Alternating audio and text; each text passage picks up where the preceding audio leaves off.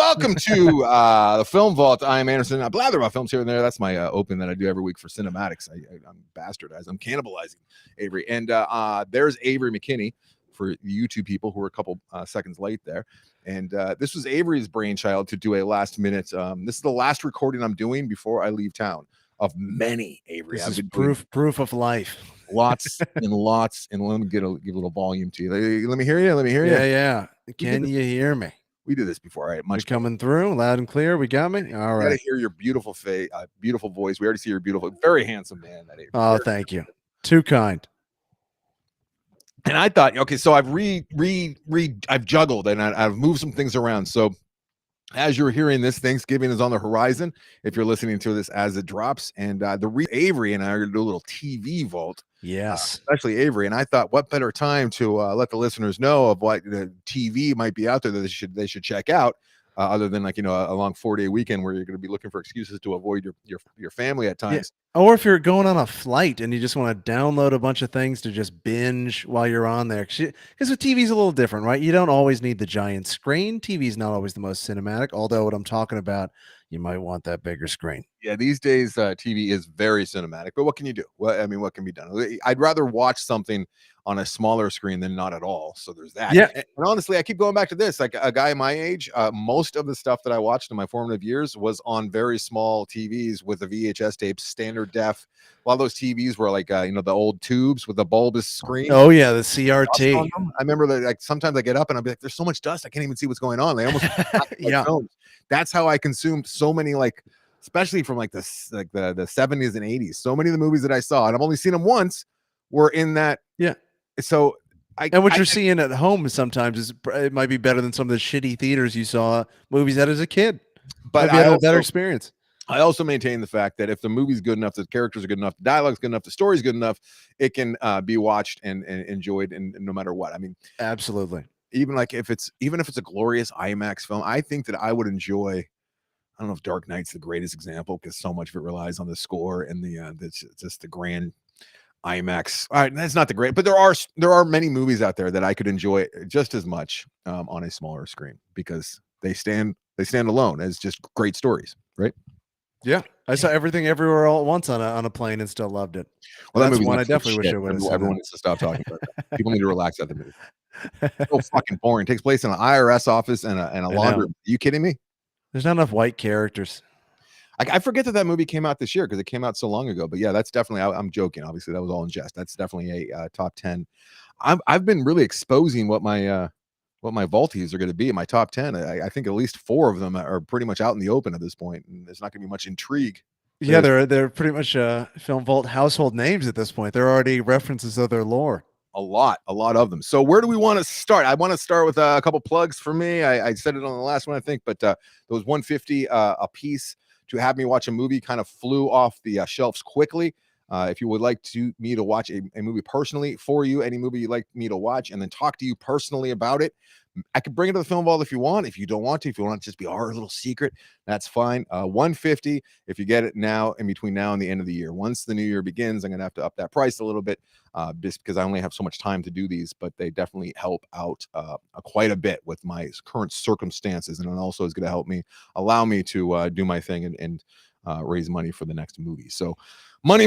I hate it, but that's the older I get, the more I realize that I'm kind of in this position because I try to act like money's not important, and then it makes the world go round. You're in a massive credit card debt, and your wife is very mad at you. So, and your child is like wanting milk that's not generic. So, yeah, I gotta top shelf milk. Get better at making my time having value for my time because I do so much. Yeah, neither here nor there. A lot of the time, at the end of the day, Avery, I'm exhausted. And I haven't made a dime. I've just been spinning my wheels and trying to, do this and that. And then, and Jillian and a lot of people are just like, they barely work and they're collecting that salary and they're just crushing it. And you've paid your dues and now it's time to pay the bills. That's how I see it. Speaking of which, I'm being asked to watch this one, and I'm going to watch this one before I go to Iceland. Nick eats cake. This is favorite Icelandic film. So that's a good timing on that. And he's having me watch that one. So cool. All right, where do you want to begin? So I got 3 Oh TV shit! shows to flick fast. Dude, I'm so self-serving. See, and this is the kind of thing that keeps me up at night. I'm gonna think of this and be like, my God, look what you almost did. I'm burying the lead, as my buddy Brian would like to say. Yes. I actually Where? so How is the bald one? I I haven't am a even piece of talked shit about too, because I'm like, I get to talk TV. the show is going to be airing, and I imagine We're that a lot of pieces of people shit. who are plugged in will have seen his tweets and on whatnot. I mean, there's a rumor going around that he's dead on Reddit that surfaced yesterday. So if you're just Also, tuning what in, pricks we would be if we're like, let's talk a little TV let's before talk flicks, Brian's talk movies, funeral, and you're still movies. going. You're just going out of town. You're like, yeah, me and Jillian are going to be in Iceland. I don't know what your excuse is, Avery. In fairness to me, I've done this like 6 times just today on various shows. They're going to air at various times over the next few weeks on the Film Vault feed. So I've been talking to everybody about this. Yeah. However, this is the first one that's going to go up since he wasn't around last week, as it were, as this airs. And I can tell you that in real time, I talked to him 90 minutes. So give a quick, in case people are completely in the dark, because you missed last week. I am one of them. Brian got very, very sick. We're gearing up. I didn't want to go anywhere near him. This is a couple days ago now, because he was sick. So I said, all right, we'll do a remote show. We'll do it on this old restream that Logan pitched me. And I get him going, and I'm FaceTiming with him. I'm trying to show him where the wires go, which is always a challenge with Brian, because even when he's in the picture of health. Yes, even when he's in the picture of health, he just can't be bothered because he's talent. He doesn't know how wires work. He doesn't need to. He is me. Yeah, that's what I'm for. And I'm looking at him, and first of all, he can't get anything to work, which is just frustrating me to no end, because I'm on a tight time schedule and we have so much to do. And then I'm looking at him. The more I hear him and the more I'm looking at him, I'm like, my God, dude, you're really, really sick. I don't think you should be doing a show at all, even if we get this going. And he says, yeah, I feel like, I'm letting the show down. I'm letting you down. And I'm like, yeah, I think we can just let you, take a couple days. Go deal with what you need to deal with. Moments later, after we made that decision, Christy, his wife, comes in and says, hey, Brian, you're going to the hospital right now. Look at you. Like, you look like death. Like, he looked like really, really sick. And yeah. Even worse. And I mean, he looked like if he was out on Halloween, people would just assume that he was in costume of something. Great makeup. Yeah. I mean, I'm not making fun. Like, that's what he looked like.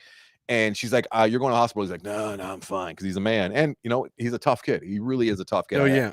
Talk a lot of shit, but he's a tough kid. Yeah, he tells death to fuck off. He does all the time. So he's like, no, I don't want to go. And she goes, all right, well, here's the deal. If you don't go, or if you're not going to come with me, then the ambulance will take you, because I'm about to call the ambulance. So got him. So they took him to the ER, and then I'm calling him going, send your list. I need your list. The show must go on. Christy rejects my call a couple times. Brian's phone is going straight to voicemail. And then she calls me back and she goes, hey, I was literally checking him into the ER when you were calling me multiple times, Anderson. I'm like, oh, Jesus. So here we are a couple days after people need to know what to buy their loved ones for Christmas that's film related. Put Brian on the phone. Very important. I know that take out the IVs and put Brian on the phone. It was a great episode that we did with Logan. And if you're looking for a last minute gifts for the film lover in your life, like they're all on there. They're in the show notes. I put them in all the show notes. So you go check it out on iTunes, wherever you This find is like Revenge of the Producers at this point. It's all like links. I know. I got Tyler and Mike are on an episode. Florence has an episode. Giovanni has an episode. I've been doing episodes with the entire family. It's great. This is like a Film Vault Endgame. It's got all the characters. The only people I didn't bring in are my friends over at Cinematics. I didn't bring Eric, Bruce, or my boy Greg Strzavosty, just because I felt like that would be like just overt cheating. That's like bringing your mistress into your bed when your wife's out of town. Like, I didn't want to. That'd be like a Marvel DC crossover. Too much. Yeah. So Brian, turns out the next day his doctor was talking to Christy, and I was going back and forth with Christy till like 1 a.m. She was like on a hard plastic chair in a waiting room, and she's a trooper too, right? And I'm giving her words of encouragement. And I think I'm the only one in her life that was awake at that time, and like we're just going back and forth and trying to make her laugh and lighten the mood. And then they looked at his labs, and his main doctor said, hey, if he came in much later, like, it would have been maybe too late, because he was borderline septic, Jesus, pneumonia, and he definitely has full-blown influenza. I almost said AIDS, which wouldn't be right, but he has full-blown influenza. Jesus. And so he's on all sorts of medication. They got him stabilized, but it was really kind of touch and go there. Like, the first night he went in, I woke up numerous times in the middle of the night going, I was doing that weird thing. I'm not a spiritual guy, but I'm like, is he still with us? And like, I couldn't go back to sleep. And I was like, I really thought there was a chance that I'd wake up in the morning and he'd be gone. Like, it was just that fucking serious. And knowing Brian, he would haunt your ass like one of those Jedi ghosts. He would just be appearing everywhere. Just every time you're watching a movie. For sure. I was gonna say if he knew that he could haunt people Oh, he'd haunt your ass in bulk, immediately. if he could haunt like the world, if he could be in everyone's dreams every night, he might just say, "All right, that's it. I'm tapping out. I know where I'm going." Oh, imagine if he haunted you and he just got to sit next to you every time you went into a movie theater. Oh Jesus Christ. He would do it. I would just stop going to movie theaters. That's what I would have to do. So after hearing that, I sent Christy a text because she let me know that she got him in there just in the nick of time, and I'm like, can you imagine if I if he decided to do the show? He wanted to do the show with me while all this was going on, right before he was rushed to the ER.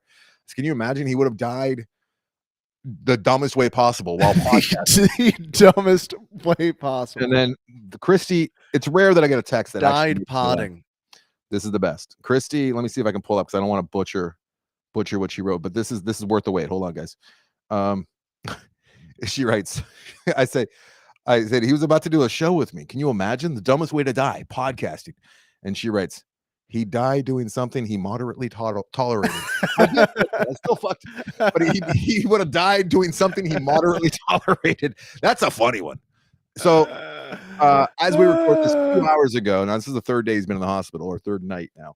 I finally was able to talk to him. He was able, strength. He had enough strength to actually. He sent me a text. He's like, Brian just does not disappoint, right? So Brian sends me a text a couple hours ago, and it says this. I'll read this one verbatim. Hey man, feeling better for the first time in a week. Appreciate you figuring things out for the show. Call anytime. Yours is one of the few calls I'd answer. Now I know in his head he feels like he's being sweet and like I'm making me feel important, but all I see is Brian is suggesting that he is so goddamn important and on the top of so many people's minds that he just has to hold them off, and he's letting me through the velvet rope. And I'm like, all right, Brian. He's like, I'll answer Kimmel. I'll answer and maybe Andy. I'm going to go to Corolla's house. I might leave the hospital to get there before I'm even released, just because I need to see him. But yeah, and maybe that's why he got sick. He'd gone too long without suckling. That's the life force. Yeah, he needs that suckling. So I told him Christy's joke, which was one of the funniest texts I've ever seen. That's so good. And I started laughing, which I felt bad about immediately because he almost started choking on his own phlegm. It was serious. He couldn't breathe for a second because he laughed for a second. So the kid's still very, very sick, but he's gonna be just fine, I would imagine, in a week or two. So cool. Update. But it sounds like he's out of the. Sounds like, hopefully, knock on wood, he's out of the woods on the worst of it. Yeah, he doesn't have COVID. He doesn't have sepsis. When Christy was telling me, it was midnight, and she's like, they're trying to rule things out right now. They're saying it might be sepsis, and I'm like, please tell me that's just the nurse in the room that's taking a guess, because sepsis is lights out. You're done. Yeah, sepsis is not good times. It got me smoking again. I haven't smoked in a few months, and when this was all going on a couple nights ago, I'm like, oh, I know what I should do. I'll run to the smoke shop and get myself a pack, idiot. So I've been smoking like a fucking moron. Our brains are such assholes. Just the worst. They're really the worst. So anyways, you're gonna have your work cut out for you with all the shows you're gonna be posting, but we have some really good stuff in the pipeline. You guys are gonna continue to get good recommendations. Florence and I really gave it to Barbarian. We really gave it the full rundown. We even did a spoiler episode on Barbarian. Florence, I couldn't get her good mic to stop, cutting out with the gate. So it's her computer audio. I shouldn't even be saying this because you'll adjust. She's so great. Who said the best audio then? I think I'm trying to be in the running. Yeah, that's what I want to hear. I did one with Tyler and Mike last night, and we talked about Weird. I finally got to talk to somebody about Weird because Mike saw Weird and he loved it. That's tailor-made for Carano. We talked Tyler, who's not a big movie guy. He brought The Last Duel to the table. He finally saw The Last Duel. We talked. I love The Last Duel. I can't not imagine Tyler getting off his ass for that one. Yep. He still hasn't seen Thunder Road or Dinner. I don't understand the rhyme or reason for what that man watches. I feel like everything else kind of lines up with him. I don't know what the fuck he does with his TV screen besides Dodgers. I don't get it. Yeah, he watches bad. I was furious when he came in. He was talking about the Tender Bar. I'm like, what are you doing? Yeah, and I heard an old episode of the AD where he's demanding you guys all watch Love Island. I'm like, Tyler, what are you doing? Yeah. He's a shill for the man, and he works for television studios like Island City or whatever, CBS Island City. It's whatever it's called. Dude, he's constantly inundated with just really bad billboards, and after a while, you just think that's what you're supposed to watch, I guess. He's like, Young Sheldon, huh? I've seen plenty of regular Sheldon. What if he was younger? If I like it a lot, I can return old Sheldon and comes Yeah. down the line later. All right, where do you want to start? Let's talk. Then me and Sheldon can get old together. What do you got? What I got TV I got show TV. You want to go worst to first? How do sure, you want yeah, to do it? yeah. We'll take a break as well, and then I also want to talk about All Quiet on the Western Front. Love it. I endured it. I endured it, and it's not the type of movie you enjoy, much like Dunkirk. It's the type of movie you experience, and yeah, I got some thoughts. Love it. All right. So I will kick it off with the first of these shows for the little bit of TV vault. So the first thing I got is The Lord of the Rings, The Rings of Power. Okay, I've heard very little about this, but everything I have heard about it has been exceptionally negative. Well, it was created by Patrick McKay and John D. Payne, and everything I have heard of the two is that they are Amazon wanted a couple shills, a couple guys to toe the company line, Right? and Tyler. to helm the most expensive TV series ever made, I think is what people are saying. Mhm. The most money ever spent on television. Is it? And Wait, I this believe show in so. particular? The Rings of Power, I believe. Let's see. The clips that I've seen look very cheap. So the Rings of Power, this is how much it cost. Amazon spent $500 million to produce this. $500 million. So almost 2 Chris Nolan films to make this thing. You could also say it's about Avengers Endgame and Infinity War combined. 60 Pulp Fictions. Yeah. So that's what they spent on this thing. And I will say it looks unbelievable. You can tell the CGI, it does look quite good. If you got a good setup, you get a nice TV, you get the surround sound, it looks and feels like Lord of the Rings. It looks identical to the quality you have for the movies. All the CGI holds up, feels like you're there.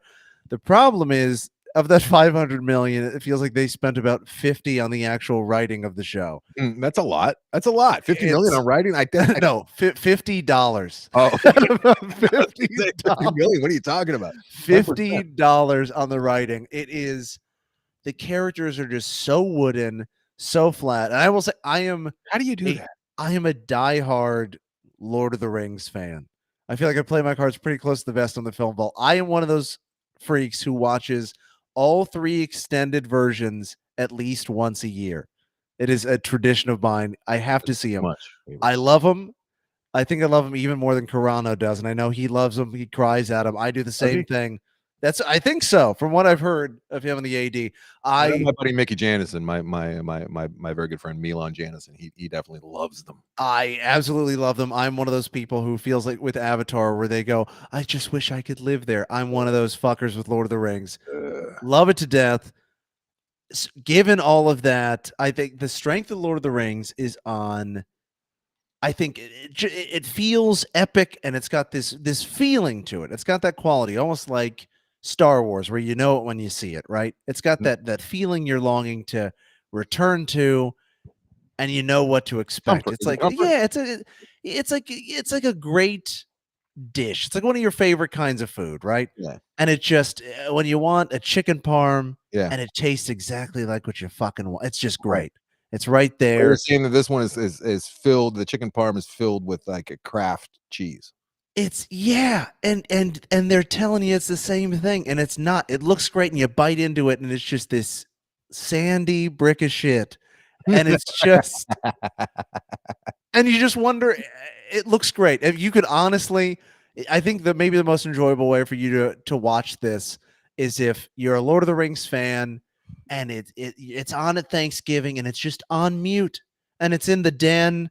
And it's in the room you go into to fix yourself a drink, and you go, oh, look at that battle's happening. Now, look at this scenery. And you just don't listen to it.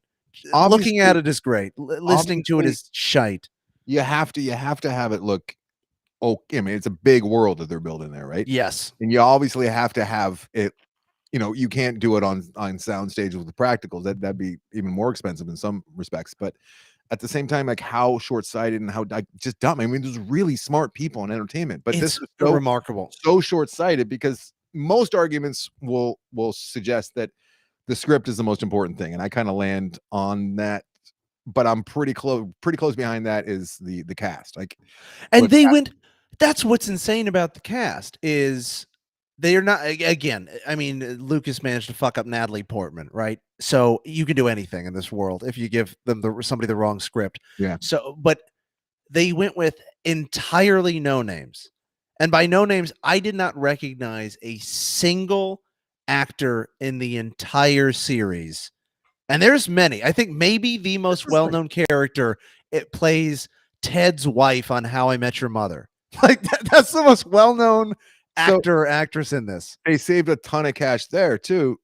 This But is why? This is like Why government would you contract not? shit.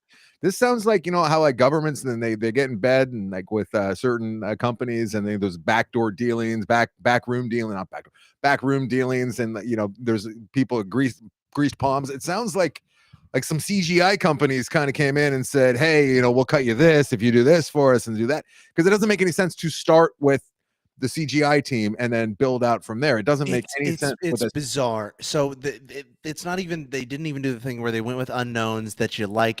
You need one character that you want to latch onto, and that's how you do the cheat code, right? You get an established actor, and that's how you get people to get their asses in the seats. They didn't go that route, and they didn't go the route of get great no names or unknowns.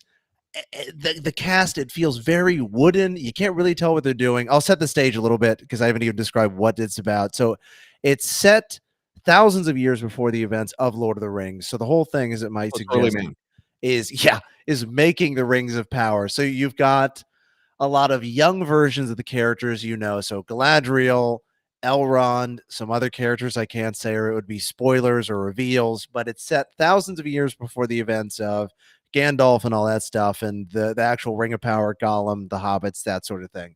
It's set thousands of years before that. It's a prequel, and the goal is to sort of set up how those Rings of Power came to being and why they were made and where it all went. And god damn, do they make it all boring. They just Is it all J.R. Tolkien like based? oh yes, it's all based on his writings, and I think that the Cimmerillion, which is I'll talk about how this can be done well in my next TV Vault Flick Fashion, where they basically took he wrote Tolkien wrote basically a fictional textbook, I believe, of the Cimmerillion, which is history of Lord of the Rings and how it all went down. And they took that and just, it seems like distilled it into its most boring parts. And it's just, I wish I could recommend it to diehard fans. It really has nothing for anybody, which is such a disappointment. Well, it's got Nothing for nothing for the anybody. it's got nothing for the casual fan. What's the 'Cause IMDb rating on it? let's see what the IMDb we Yeah, got tell us. 6.9, which feels absurdly high, and it's Mm. got to be the strength of AI the loved it. CGI, which is great, but it's just it's got nothing for the casual fan who just wants some Now, fantasy that hit a fantasy. It's got nothing for the diehard like me where it's just flat and shallow. It's just I don't know let what me they ask were you this. thinking. Season 1, right? This is only one season so far. Oh yeah. Have they shot out a sequence? Have they already like are they building towards something? Is it gonna like, you know, be all set up and then they're actually gonna get good? They did a reveal, and the reveal at the end, it just No? you watch it going, fucking really? This is all that for this? This Because was not enough to get there. It felt like I don't know how many. Let's see how many total episodes they had. 9 episodes. It feels like they could have done what they accomplished in 9. They could have accomplished in 5, and then that's written more content. It felt like episodes are bloated for the sake of being bloated. I swear to I God, hate Anderson, I every hate episode recommending. is an hour and 15 minutes long, No just good. because they feel like that was in the budget that they earned that, and they did not. Well, let me bring some heat because this is dire and downward spiral. But And the rest is all on the up and up. That I yeah, had to get I it out want of the to way. I had to save people the pain and suffering. So I want if you're thinking about it, just for the love of God, don't. Under people no circumstance. to this particular episode and be like, hey, I'm going to check that out. And so far, we have given them nothing to check But out. we gave them a big pile of shit to avoid, which is good. Here's a movie you can check out if you have the stomach for it. It's 2 hours, 28 minutes. It's from Edward Berger. I'm not familiar with any of his work. The movie that jumps out at me most that he's made before 2014's Jack. This is All Quiet on the Western Front that he's done here. It's the third iteration of this movie. However, this is not a remake as far as the filmmakers are concerned. It is a true adaptation of All Quiet on the Western Front, the 1929 novel, which was written by what's his name? Eric. Eric. I should know this. Eric Maria. Here it is. Remarque. Oh, it's almost like remarkable. And Eric with a CH at the end. Eric Maria Remarque. Extremely European. Hope I'm not butchering the name. He wrote this from his own accounts. He wrote this novel back and published it in 1929 from his own accounts from fighting on the front and seeing the horrors of battle in World War One. And this is considered by many to be the first anti-war novel ever written, because before this, pretty much, it's the powers that be that had the power of the printing press and wanted to pump out their propaganda was always like, all war is great, and you got to fight for the man, and that's how it usually goes. This is the first time where someone was like saying, hey, war is not great. These are the atrocities that I had to live through. And as a result, it's been adapted a couple times. Most notably, I think 1930 was the first movie that came out. And actually, I don't know when this book was. It doesn't matter. So here we are. The movies that came before 1930 and 1979, and now we have all the technology and the ability to tell stories like never before. So we're going back and doing it right, I guess. And this movie is heart-wrenching, muddy, dark, lacks any kind of, it has a lot of humanity but not much levity at all. And some sounds true to the book. You read the book? Yeah, it's one of those they make you in high school. Oh, great book. I was worried at the top with so at the top of the movie that it opens with a bunch of like fresh, bright-eyed boys, young men, getting all excited, going through basic and getting ready to go off on the front line. But it's been brought to my attention that that's not true to the book, so it's a weird way to start. I guess they're just trying to like make it simple for the mass audiences to like see the juxtaposition of these young innocent boys. But apparently by 1917 the war had already been waging for 3 years and people were pretty much dismayed and they weren't all gung-ho to be a part of this great war. But that's not how they set it up with the movie. So I was a little bit worried when I was watching this. I'm like, it just doesn't feel authentic, and I don't know if it's just too on the nose. But look at these kids, they're all excited about war, and we all know but I think it is, though, because this was the first time they kind of talk about that in that Peter Jackson documentary, They Shall Not Grow Old. Is before this war was kind of fun. War, they described it was kind of like summer camp. People didn't really die as much, and you kind of went off, got to see you were a hero. This opened, so it had already been waging for 3 years. And then no, that's bullshit. No one's joining in 1917. For fun, for yucks. But that's how they set it up, which, I get it for the overreaching story to like, kind of show that in the juxtaposition and then by the end see, how far they've come, which you see that in a lot of war movies. And I've seen a ton of war movies. That was like my genre there for a while. When I fell in love with Platoon, I wanted to watch nothing but war movies for a while. And they're hard to watch because the atrocities of war. It's unbelievable that human beings still accept this as a means to an end. It's just unfucking believable that like, oh, we're all going to become mass murderers now. Yeah, let's do it. Like, I can't believe we don't just rise up as a people and say fuck you. But I understand that it's beyond my comprehension. It really is. But so they go from being the young, cheery-eyed, rosy cheek, oh boy, let's go to war. See you, mom. And then they get into it pretty quickly. We get to know some of the characters. They're all German for the they're speaking English, but there are like when we see like the generals, Daniel Bruhl's the only recognizable face that I saw in this that I knew. His scenes, he's part of like the powers that be that are negotiating and trying to figure out what to do next, and they hold these kids' lives in their hands. Those scenes were shot in German, and then there's some dubbing going on, so Brian would be very excited about that. It opens up with just a horrific trench warfare, which you would imagine, and it's on the level of Saving Private Ryan, but I would say that Saving Private Ryan might still be better as far as like warfare, different kind of warfare. That So, was, so you're talking about in terms of the realism and the brutality, like the yeah, visceral. You're yeah. there, and this is hard to watch. Of It's you're in there with them. it's there with 1917 and Dunkirk. I mean, it really, really well made like war sequence, massive war sequences. Platoon to a lesser extent, just because it was a more small, jungle warfare, hand to hand like battle type. But this is large. It's a fucking world war, right? So Yeah. and you got this minimal score that I think you would love, Avery. It's just like doom, doom, doom, and that's Yeah, what you hear. I gotta And then see you'll hear this. no score at all, and then it's time with a tank battle. It's like doom, doom, doom, and you're like, "Fuck, here it goes." It's almost like a beacon, like a radio signal to like the shit's about to hit the fan. There's some exceptional filmmaking in here where, like, at one point, the Germans break the line and they're in the French trenches and they're famished, so they're just eating. They've just stabbed a bunch of Frenchmen with bayonets and blowing them up with grenades, and then they stumble across this room that has a bunch of food in it, like French food, like baguettes and whatnot. And they're dipping in honey and they're just shoving their faces filled with it. Yeah. And then they hear the rumbling, and then they get quiet, and then they look, and it's just I love these little moments, these little touches in movies. There's a low like angle shot, and you see just like at least 100 rats just fucking heading out of the room. They're like the rats know something's coming, and the rats are fucking bailing. The rats are like, "We're out of here," and then they're like, "Oh shit!" And that's when these giant tanks, which I read a little bit about after the fact, that were actually created in 1917, and they were created to go over the trenches. Yeah. So they go to the trenches and they drop shit down in the trenches. And they were called tanks to conceal what they were and the shipping ledgers. They were called tanks, like water tanks. So if you would see that, you just go, oh, they're just shipping big tanks to hold liquid, different containers, They're and like that's where the term almost tank like came from.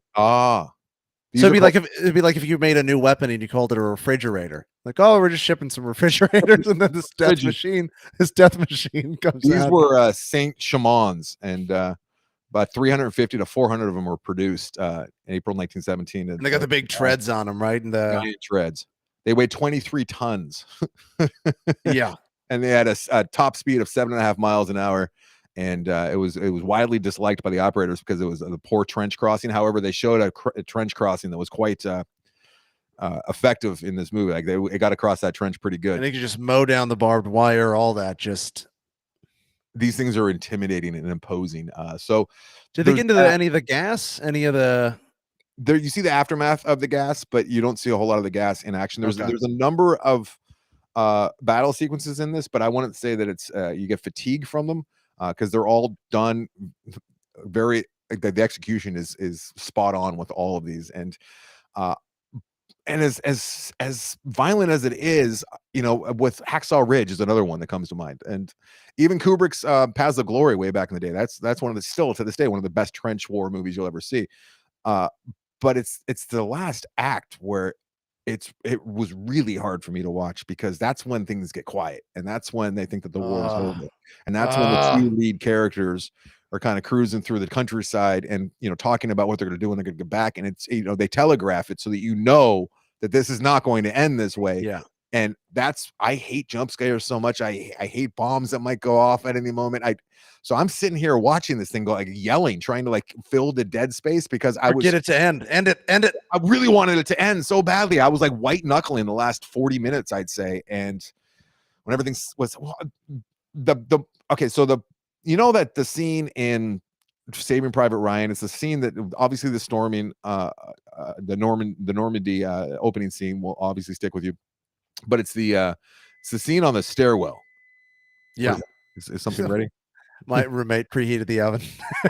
it's scene on the stairwell where the kid does nothing and the knife is very slow. Like that'll stick with him forever. There's a very realistic scene in this movie that kind of captures what I think I would be like on the battlefield, where there's two soldiers. They're in this like crater essentially that was probably shelled out or something, and there's like a pond that doesn't matter, and all the battles happening above and over them. They're like in an empty pond essentially, so they're like no one can see them, and they're both they just go at each other. One guy's about to shoot the other guy, and then he gets blown into the crater, so now there's just two of them, and it becomes like hand-to-hand battle. And then one of the guys just starts stabbing the other guy, and he's just stabbing him, and then he's like hiding while this other guy's bleeding out, and it's very realistic. And Then he puts his little helmet up on the stick like they do, and the helmet gets shot. He's like, fuck. And then he's like really mad at the guy he just stabbed, who's like still bleeding out and like gurgling now. So he goes over and he takes some mud and he shoves it in his mouth. And he's like, shut the fuck up. Cause he's afraid he's gonna draw attention and get him killed, right? He's just in survival mode. And then more time passes and it's quieter and quieter. And then this kid looks over and he sees what he just did. And it kind of like the reality of everything. And he kind of gets out of like survival mode and he becomes like human being. And then he goes over and he starts trying to give the guy triage. And I was like, that's, and it was fucking stirring. I was crying. I had chills. I have chills talking about it right now. And it's exactly the kind of thing that I know I would do. I would get killed like probably day one because I would be doing stupid shit like this. But he saw him as a human being and he tried to undo what he did, which was just absolutely a lost cause. And that's the scene that's going to stick with me forever with this movie in particular. And also just the monsters at the top, and particularly one German monster who we get inside his mind a little bit, and he's talking to another one of the head dudes over fire while eating and drinking very fancy wine and eating food, and he's just a ornery old son of a bitch, and he's just talking about how men are born alone, they live alone, and they die alone. And I'm a soldier. My father was a soldier. I mean, his entire identity is about, being on the battlefield. Yeah, and he fought in a war that's nothing like this, where most people didn't die, and you got to ride around on horses and fight with swords. He was born too late for the other war, but he's alive during this one, but he can't be a soldier. Fuck off. Yeah, and that's just the epitome. The fact that we allow these human beings, these fucking monsters, to still call the shots. And it's never going to end. I mean, people are dumb. So this movie was very good. I can't say it's my favorite war movie of all time, but it's the best new war movie I've seen. And as far as I like this way more than 1917. Interesting, because I love 1917, so I would imagine I'll really like this one then. It's a lot to endure. It's a lot to endure. All right. You want to take a quick break? Because you know what I needed during that last break? Let's take a quick break. We'll be right back. Let's do it. Are you there? I am here. So what I didn't even think of it, and I probably should have done it. And I might start doing this with some of these movies because I was drinking coffee this morning more than normal. And it was yesterday morning. And no, it was this morning. I don't even know. All these days are blending together. But when I was watching All Quiet on the Western Front, and that last act was just really, really killing me. Like I could have gotten a feels mint. I probably should have. It would have really helped me because need to come down. It calms you down, right? We were talking about it not too long ago, a couple days ago. You and I, or maybe it was that yesterday. I don't even know. It doesn't matter. But I'm using what you explained in my reads from now on about feels because it's so apt. What did you say about it? I said it gives you the feeling like after you've just meditated, but you don't have to meditate. It's like a meditation in a pill. It is it's nice and easy on you. It's great. It is absolutely a little cheat code. A meditation in a pill. So we have been talking about it for a long time. It's the holidays. Perhaps now is a good time to ask your loved one to get you some feels. Try some CBD, and if you're going to try CBD, it does wonders for myself. It does wonders for Brian, and it turns out it does wonders for Avery. I didn't even know. Especially for Thanksgiving. Thanksgiving, I feel like can be stressful. There's a lot of conversations you may or may not want to be having, especially around election time. All that, you just take a little CBD.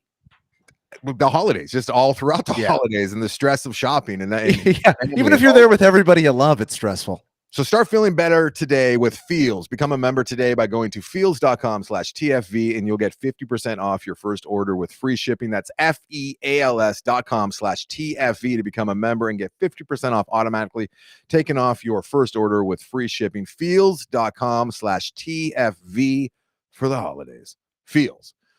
All right. And we're back, Avery. All right. Are we ready to get to the good stuff? Yes. Please. What should we be watching over the holidays? The good TV vault. So the second show I've got for you is the show you can't escape, the show everybody's heard of. It is House of the Dragon, which is, of course, the Game of Thrones prequel. It is set 172 years before that's reasonable. All the events in Game of Thrones. Very specific, 172 years. Not thousands of years like Power of the Rings. So, 2 points to this. So, if you watched Game of Thrones, if you're a diehard, like many of us were, I think you saw it all the way to the end, right, Anderson? Yeah, I went all the way through. Jillian, my wife, loved it, and I was just confused. Season 7, really? Oh, it's for all of it. She Yeah, liked it. She liked it. We all agree. Everyone agrees that season 7 was a little bit too dark, and it didn't really quite wrap up the it way. was just You they ever see lost that? me. You ever see What was that it? artwork? That I'm sorry, but it was like a thing going around the internet right at season 7, and it was a drawing of a horse, and it said this is Game of Thrones, and it was broken down into 7 sections, and like the first section of the horse was a horse's head, and it said season 1, and it was all majestic, and then slowly but surely it was like getting a little bit lesser, and by season 7 it was like just stick figure of a horse's ass. It's so great. It said everything in that one little meme. See, I felt like I was up. I think they had 7 seasons, and I was in for all of it, even 6. It felt a little rushed, but it had the quality to it. It had the big set pieces, the big moments, the character development, and it just felt just a little rushed. And then season 7, those sons of bitches, they went on some late night show and went, yeah, we made the final season because we wanted everyone to enjoy it, from the diehard fan to housewives. We wanted everyone to watch it. And these assholes just made the last season. They were offered to extra episodes, and they went, no, we don't need it. We're just going to go through, make season 7, wrap it up, and be done with it. And you could tell they were tired of it. And they lost basically everybody. I don't know anybody who likes Game of Thrones who liked the 7th season, and it just left a bad taste in your mouth, because it's like a great relationship that ends terribly, that ends in cheating or just something horrible. But I'm saying, where you forget that it was ever good, where you go, how was I in this for 7 years? That's fair. People still talk about it and think about it very fondly. I don't know. Season 7, I think, really burned a lot of people. I think it did some Star Wars prequel level damage to some psyches. That's going hard. I don't know if I can sign off on that. But I'm just thinking from a casual watcher. I mean, I'm saying from a diehard fan. I didn't casually watch it in the background. I watched it all. I just didn't really care who was fighting who, and I didn't know who people were fighting each other. And that always kind of bugged me when it became, at the end of the day, it was just another zombie show, really. So I was in deep. Season 7 spurned me. I heard House of the Dragons coming out, and I was going, really? Are we gonna do this again? Are we gonna?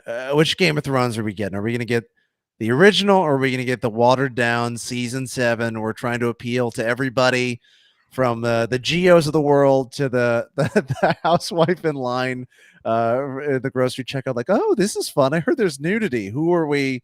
Who is this for? So I didn't look at anything for House of the Dragon. Didn't watch a trailer. Nothing. I went, I'm not going to give you any of my time. But when it came out, I went, I'll sit down. And I'll watch this episode. What made you do that? Were you drunk? No, because I was like, win me over. This better be fucking good. You're bringing us back in. Was this before or after Power of the Rings? This was before, which is another thing. Power of the Rings totally messed up, because they're insane.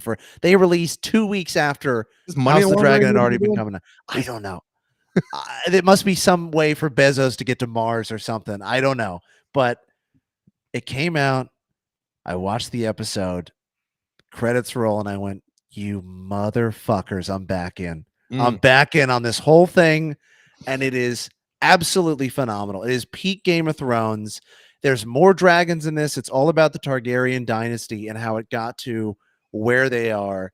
And so your critique, Anderson, where you felt you're kind of like, who's fighting who's doing what? Yeah. So Game of Thrones, the original, was inherently all over the place, right? There's different kingdoms. I watched the whole thing in its entirety, and I watched it, as it came out, and if I took a test on it right after it ended, right after season 7 ended, I'd probably get like a D.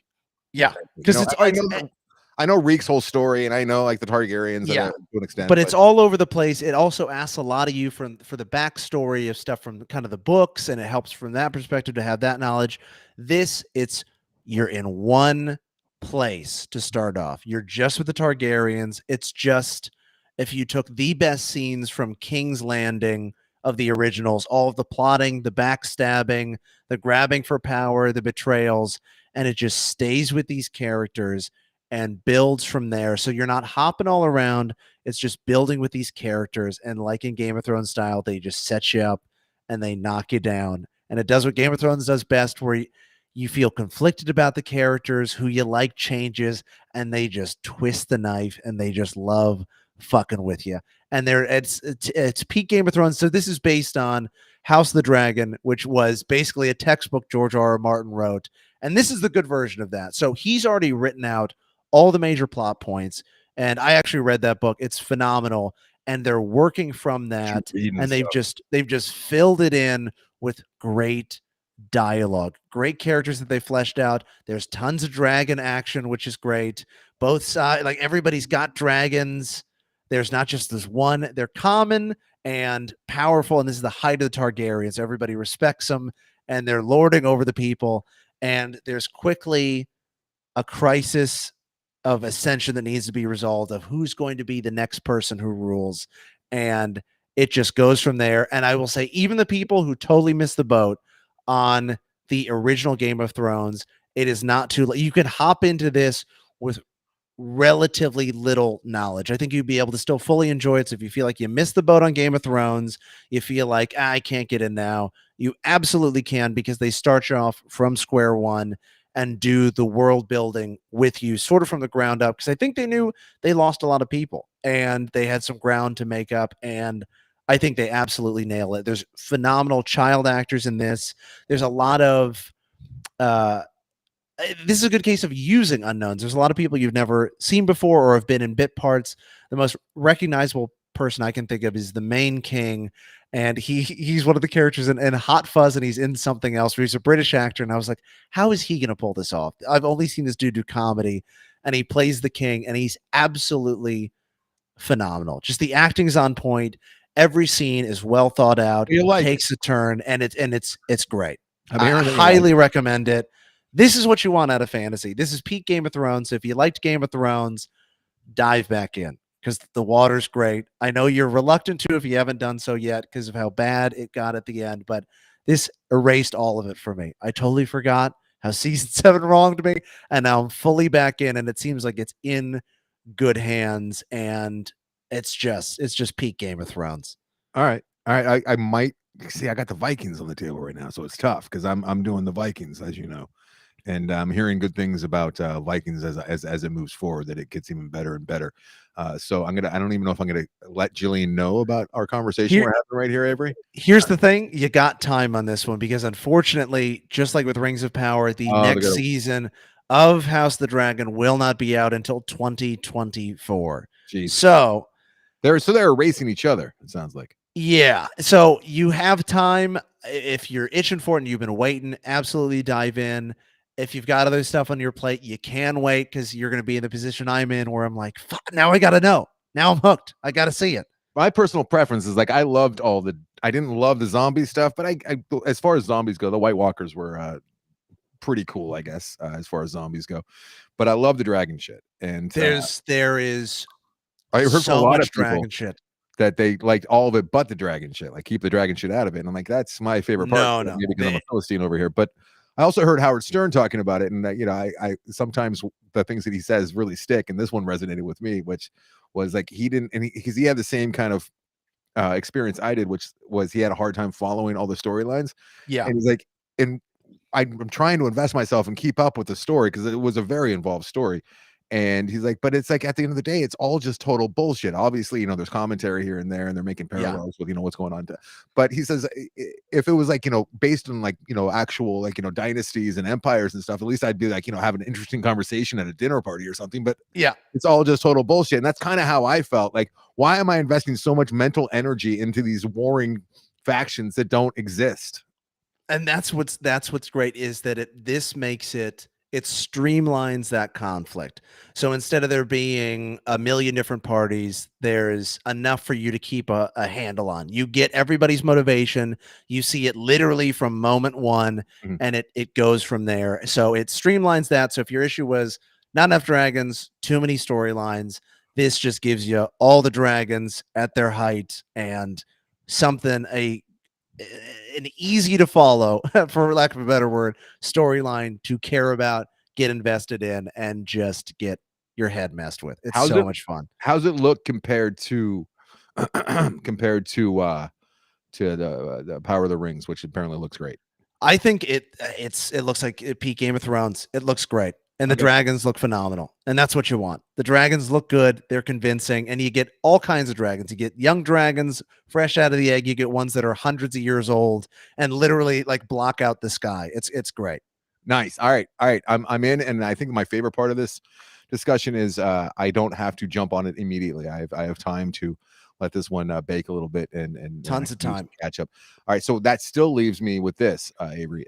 We're doing this early for the sake of giving someone a heads up on what to watch over the holidays. And so far, they have something they don't have to watch right away, something they shouldn't Yes. watch, and a 2.5 hour movie that will be up for best international picture. I can't imagine a world where All Quiet on the Western Front does not. And that kid might get an Oscar nomination. He was great, and it's his first movie. It's which is shocking because he was very, very good as the lead kid. What's his name? Kimmel. What the, I'm sorry, Jimmy Kimmel. it's not Jimmy Kimmel. He's not in this. That'd be a stretch even for him. What was his fucking name? Any Kermit, maybe? Ah, Christ. Anyhow, but yeah, do you have something that people should jump on now? Yes, I do. So While I look for the this. final one I got for you is if you liked Black Panther, you want a taste for a little more black culture, you gotta watch Atlanta. Atlanta is one of my Oh, favorite cool, TV cool. shows, one of my favorite TV shows of all time. And what's great is that you're coming in at the perfect time. You've been telling me this. Because it just wrapped up. So they literally had the season finale. When this comes out, it'll have been 2 weeks ago Avery, that let me they cut you wrapped off. up the entire series. Yes. Let me cut you off. For those of you who are listening to this, don't have the luxury to talk to Avery off air before Film Vault and after the Film Vault and even in between Film Vault sometimes to get the cut of his jib and the taste, his taste profile. What are some of your favorite shows that are on TV now or ever? Because I know what they are, so that's why I trust your taste. Yeah, I love Succession. I love Patriot. I mean, those are like the top two that come to mind. I'm very Those are the top two that selective come to mind for me as well. and I'm very picky. I'm one of those people. I don't care how far into the season I'm in for a TV show. I'll drop it. I'll go, nope, I'm done. How I'm long out. do you give it though? Like, because you have to give it. You have to be fair. Yeah, my limit is about 5 episodes. If you haven't gripped me by 5, I'm yeah. done. I'll give it 5, and if it's a big show like Ring of Power, I'll give you the whole damn season I of earned just it. all right. If you spent $500 million, wow me. And then if you can't in one season, I'm never coming back. Mm. So my bar is pretty high for TV. I don't suffer fools. I'll watch. I feel like Chernobyl, unbelievable. Yeah, I've heard things. Chernobyl, yeah, that's six episodes. Some of the most stirring, haunting. Anything I've seen committed to camera. Try to ever. get the wife to take the leap, and she just won't. She's like, It's I'm not going to watch the most depressing show ever made. Yeah, and it is, but it's one of the most phenomenal things ever made. But one of the other most phenomenal things is Atlanta. So what's great is Atlanta's been, so everybody thinks there's probably 1 million seasons, right? Because this has been out. It does feel that way. It feels like it's been around for probably 5-6 years. Let's Yeah. see, it debuted in, let's see what we got, 2016, right? So you hear that and you're going, oh, I got 8 seasons to watch this thing, 9 seasons. So they actually released in a 5-year span. They released season 1 and season 2, 5 years to make 20 episodes, and then within scheduling conflicts, what was that? So I don't know. I think there were scheduling conflicts, contract negotiations, and then in that interim period, everybody blew up. So Lakeith Stanfield hadn't gotten Nope yet. Zazie Beetz was in Deadpool 2 and in other movies. Brian Tyree Hill, who was in Bullet Train, he's the bigger black dude from that. I love that guy. He's blown up. I mean, he's in a movie with Jennifer Lawrence that's coming out on Apple TV Plus or whatever. He's been in a million things. He was in a Godzilla movie, and then Donald Glover's Donald Glover, right? He's blown up since then, where he was Lando and he was in The Martian, all this stuff. So their careers kind of blew up. Community. So it's in Community, obviously. So with their scheduling stuff, it was hard to get them in the same room. So in the last year, they released the other 20 episodes. So now you have 4 seasons. They're all finally out, and I cannot speak highly enough about this show. So it's got phenomenal characters. It's about Brian Tyree Hill plays this character called Paperboy, who's Donald Glover's cousin in the show. And he's trying to make it big in the Atlanta rap community. He's got a mixtape. He's nobody. Donald Glover's just this loser who had dropped out of college, and he wants to be his manager. And he's like, let me manage you. You can make it big. You got the talent. Let's do this. And it starts at just the ground floor of them trying to make it in the rap industry. And a lot of it is based on Donald Glover's experience as Childish Gambino. So it's really inside. It really gets you in the mindset of Atlanta. of the mindset of the rap music Okay. community, for just the music community, like how that world all operates and all functions. And it's just so much fun. The music is great. They get a lot of phenomenal guest stars. And as you would imagine, his career progresses. So it's got such a good take on pop culture, on the PC movement, on what it's like to be black in America. It'll do fun things like have a total one-off episode that feels like a black version of the Twilight Zone. A lot of it feels very Jordan Peele. He'll play with horror elements. The way it's shot is phenomenal. Some of the best cinematography I've seen in a TV show, and it's just. I've heard from I think Marin interviewed Zazie Beetz where he was saying he wasn't sure quite what to make of the show, and I think know that this show was made with joy and a lot. If you feel uncomfortable as a white person, black people are laughing at this. It's made to be funny. It Like, in is what sense? Like, what does that uncomfortable. mean? There'll be this weird racist. A character will be racist, right? And I've heard some white people might pull back at this, not know how to react, and it is done of the fact of I can't.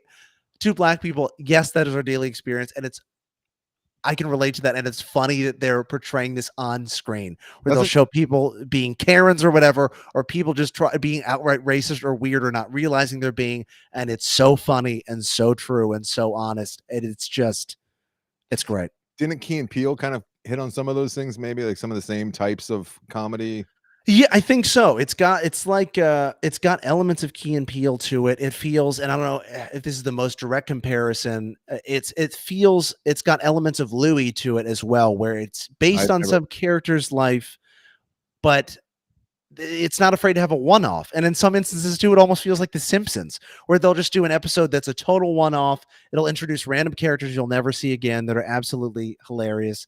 But it'll also have these really poignant, interesting moments that are phenomenally acted that'll make you cry, or ones that'll make you just pee your pants laughing. Like they just did one of the most recent episodes was a standalone episode about this fake documentary of how the Goofy movie was actually made as a Disney vehicle for black empowerment. And they make up this whole nonsense thing behind it about how Goofy is the first black character to really be committed to cinema from Disney. And it's a reaction to Rodney King. And they make this whole fake like mockumentary behind it that is so funny about how the whole thing is Goofy is the epitome. He's a black man in America, and it was designed by a black man to characterize the black experience. And it's just so funny and unique and interesting the way they take the story, the way they take the characters, and I just cannot recommend it enough. The acting's phenomenal. It'll turn you on to a lot of good music. And honestly, if you're one of those people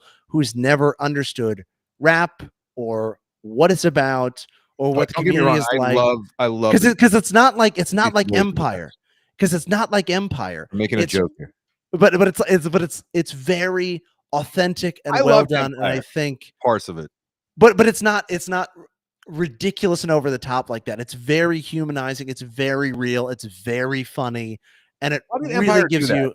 I'm sorry to cut you off, but why did because the story was so good. It was like based on King Lear, I think, and the Yeah, characters were so great, but they just did this horrible cheese. Why would they? Is it Tyler Perry? I mean, why would they make I it don't that way? know. Speaking of which, he does. There's an episode, a parody episode of one of the characters gets a child acting gig on Tyler Perry's ranch, and there's an entire almost Jordan Peele flavor of this Wizard of Oz style character that's based on Tyler Perry. And the episode's like part horror, part this, and it's so funny. So he plays with pop culture, and it's got phenomenal cameos. Like I won't say which episode, but at one point Liam Neeson is a cameo on the show, and The Neesons? As Liam Neeson addresses that incident he had where he said he wants to kill these black bastards and this and that, and he speaks to one of the characters on the show as Liam Neeson, and they fully hash that out. But it's not even really Liam Neeson apologizing; it's they're having a very real I conversation love that about guy. it I love that. as Liam Neeson. And just the fact that Liam Neeson had the balls to go on, address it, and not just go, "Oh my God, I'm so sorry," and what can I do? Just the way he handles it, it It's a all new feels creative very way to real. actually be real and kind of It's apologize in a new way rather than just that take the toe the company line as it were with your brand and just and say what you're it's supposed to say. It and sounds it's so funny, and it's not all just about white people in America and the race relations. They also in season 3 they tour Europe, and they they fully give Europe shit for that. Just the casual racism that they take for granted. Where we all feel like, oh, America's racist. They're like, Europe has so much bullshit too that they just go, it's cultural, like Black Peter and this and that. They're What like, you're saying is what is this? the black comedian has come a long way since doing and what guy sound like this. Yes. This is an Yes. evolution of that. You know what? Yes. Because Donald Glover, I know we got to wrap this up here in a second, but I was hanging around Community. I was fortunate enough to go on set a few times and palling around with Joel McHale a little bit. He's just a really solid dude when he was on Loveline all the time, and I got to meet all the cast. We had him on Loveline a bunch, and everyone but Donald Glover. I don't think he was ever on Loveline. And when I went to the set a couple times, I never talked to Donald Glover, and the whole cast of Community was so nice, with the exception of what's his fuck Chevy Chase, but everyone else was just, they were all like a family, and Donald Glover was always kind of separate. And I Yeah. always get this sense that he was just like this brooding genius, and he like probably is socially uncomfortable perhaps, and just an odd fella. And some of the, I don't know, did you watch Community? Yeah, I did. Some of the stuff you're talking about, it sounds like he might have had his hand in some of that stuff, because Yes. it was such a creative show. It, like, just seeing the TV spots and some commercials for that does not, you have no idea what that show is. That show, the Russo brothers were kind of cutting their teeth trying to figure out what they're going to do with the Marvel universe on that show, with cinematically. And they just did so many creative, clever things on that show that had no business being on network television. And I wonder if, a lot of it was obviously Dan Harmon, who's a genius. But I'm wondering if Donald Glover was also kind of, cutting his teeth for this show for Atlanta on Community. Yeah, it's I think this is I mean, it's Donald Glover's passion project. It's his vision, I think, as clearly distilled as you could get it. And I think this is this is his brainchild, this is his passion project, and I think he just nails it on every front. And if you're curious of the tone, it's got elements of, it almost feels like Nope mixed with Louis, or it's sort of like the feeling if Jordan Peele made something like Louis. It's got those elements to it, that sense of humor, that feeling, and that level of filmmaking to it too. And a lot of it, it's hard to describe what it's about, because a lot of it, it's just the funny situations the characters are in are just real interesting moments, and the way it's written is just so honest and funny that it just puts you right there. You relate to all the characters, and this is one of the ones great to, you can get away with downloading this, watch it on the phone, on a plane if you got a flight. Queue up some of these episodes. They're only 25 minutes, goes down smooth, and it's fun. It keeps you watching. A lot of them are one-off, so it doesn't demand a ton of you either. So great show. Final question for you. Why Yes. is Donald Glover not a household name and a huge star? I don't know. Will he be? Maybe once Atlanta wraps up, he'll move on and start making features. I don't know what he's doing. I think honestly it must be. I think he's had a family recently, within the last 5 years. I think he's not, because he hasn't even come out with that many rap albums either. He hasn't even produced that much music. It's really kind of been just Atlanta, and he hasn't been in really any acting outside of that either. So I'm very curious if he was taking a break or what his next move is going to be, because I think Atlanta, just absolutely brilliant, and it's puzzling why he should. I honestly think he should be given the same deal as Jordan Peele. Give this man as much money, carte blanche, to make what he wants, because he's got something there. Yeah. And I'm dying to see what he does next. But what's great, this is Wrapped. It's one contained thing, Wrapped. 40 total episodes, and it's phenomenal. Couldn't recommend it higher. Thank you very much, Avery. I not only was this a service to the listeners, I think it was a service to me. I was already going to hop on Atlanta. I've been threatening to do that for a long time, Jillian. But Jillian and I had the barrier to entry, which you kind of discussed, which we thought, like, is so many episodes, and we'd be like, taking on such a huge mountain of a show, and it's not, like you said. So It's not. It's 40 episodes. And one last thing I'll say is, I don't know how to put it any better. It's maybe the coolest show on television. And it's not trying to be. It's not this try hard thing where they want you to go, oh, that character's cool. Just the feel of it. It's got this swagger to it, and it makes you feel cool watching it. It's just great. I like. It's just such a joy. And would you'll Brian be able to feel cool if you watched it, do you think? I think so. I'm trying to imagine Brian watching it. It's almost like, I don't know. This show it's I hope. Maybe it would make him less white. I would hope. Is that possible? I would hope. All right, buddy. Well, thank you very much for suggesting this. This is a great idea, and I'd rather do this than play another old best of. Even though some of those old classic shows are great to do, but this is good, especially right before Thanksgiving. So thank you for that. Thank you for selling me on a Game of Moans Part 2. Hop in. And hey, we will be in the same room very soon, my friend. Miss you already, and we do it for Van Gogh.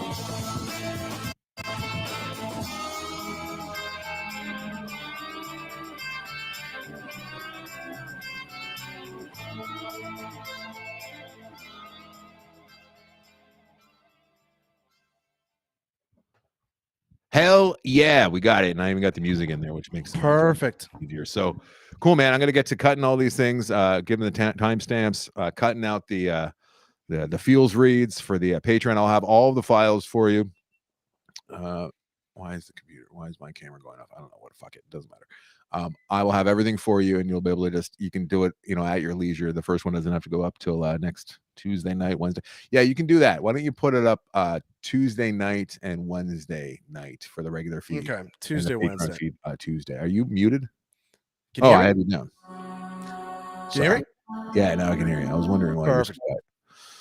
All right, cool. So yeah, this is a great idea, man. And Atlanta, I'm excited. I really am excited. It's great. I think you'll love it. I have a feeling people are really going to like this and suggest that we do this on a regular basis, and I wish that we could. But there is something to TV Vault, so maybe. Hey, if there's the added Patreon thing, whatever, I would be. With this restream thing, maybe you and I can get together every now and again and do it, because it's such long form. It'd be hard to do TV Vault every week unless you're. Yeah, you need to bank it. It's almost like a four times a year thing, like every 3 months, because you need time to watch stuff. We got to figure out a clever way to make TV Vault a more regular thing. And I don't know if it's Patreon only. That seems like a little weird. Maybe we just put it in the feed, but where? Maybe, but how, I don't know. I don't know how it's all like. What would Brian do? Brian needs to do something if I'm going to pick up with you and you and I are going to do this. Like, so it's once again. But I love the idea of it. And cool. Thank you very much, Avery. Let me know if you need anything from me as far as the show goes. Yeah. I didn't even get your plugs in there at the end. Sorry. Don't worry about it. And yeah, try and keep me honest with what I'm going to do. All right.